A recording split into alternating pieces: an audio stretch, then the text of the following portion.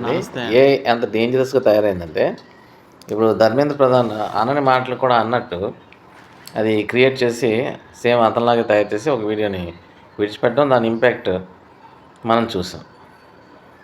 ఇప్పుడు అదే విధంగా వీడియో కాల్ అని చెప్పి, ఏ తండ్రి చేస్తున్నట్టే ఏదో చేయొచ్చు కదా పిల్లలకి, నంబర్ గనుక దొరికితే. ఒక తల్లి రూపంలో, లేకపోతే ఒక తాత రూపంలో, సొంత వాళ్ళు చెప్పినట్టే చెప్పించి మోసం చేసే అవకాశాలు కూడా ఏవైతే ఉన్నాయి. సో, 1, 2 సార్లు ఆ విషయంలో కేర్‌ఫుల్‌గా అందరూ ఉండాలి. ఉన్న తర్వాత మాత్రమే రియాక్ట్ అవ్వాలి. ఇప్పుడు 'ధర్మేంద్ర ప్రధాన్' విషయంలో రియాక్ట్ అయిన వాళ్ళందరూ కూడా చాలా ఇబ్బందుల పాలవుతూ ఉన్నారు.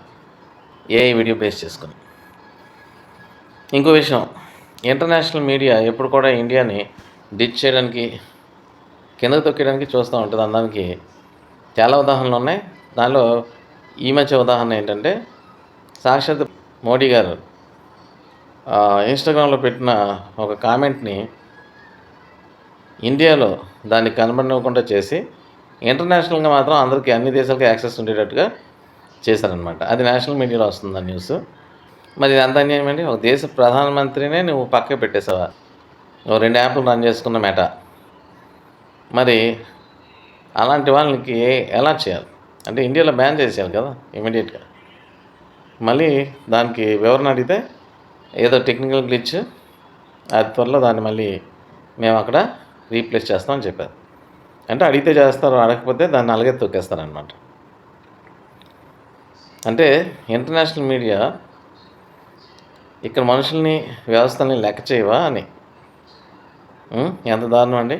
అందుకే చైనా ఏం చేసిందంటే దాని సొంత వ్యవస్థల్ని క్రియేట్ చేసుకుంది. ఈ అమెరికన్ బేస్డ్, వెస్టర్న్ బేస్డ్ మీడియాని, ఆ యాప్స్‌ని దేన్ని అది అలౌ చేయదనమాట.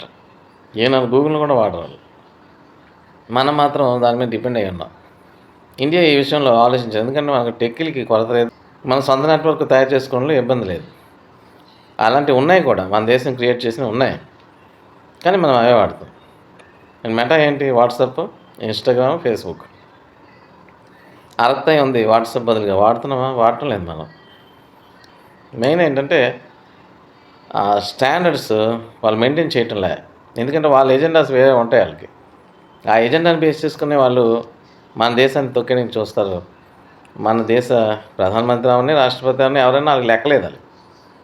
అలాంటి వాళ్ళని ఖచ్చితంగా పౌరుషం ఉన్న ప్రజలుగా మనం వాటిని వాడకం మానేసి, మన సొంత యాప్‌లని, మన సొంత సిస్టమ్‌ని డెవలప్ చేసుకుంటే చాలా బాగుంటుందని నా అభిప్రాయం.